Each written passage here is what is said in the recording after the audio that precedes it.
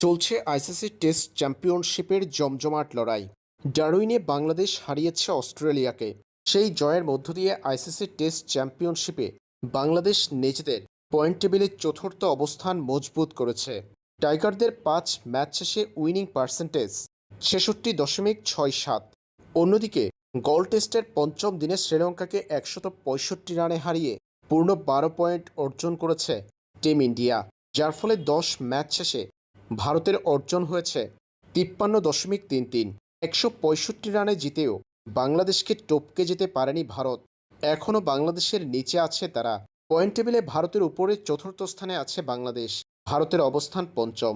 শ্রীলঙ্কার বিপক্ষে দ্বিতীয় টেস্টে যদি ভারত জিতে, সেই ক্ষেত্রে 11 টেস্ট শেষে 6 জয় 1 ড্রয়ে ভারতের উইনিং পার্সেন্টেজ হবে 57.58।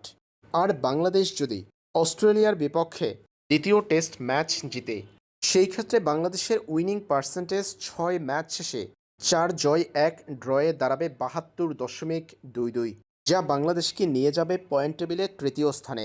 এদিকে এই ম্যাচে ড্র করলেও ভারতের নিচে নামার কথা নয় বাংলাদেশের।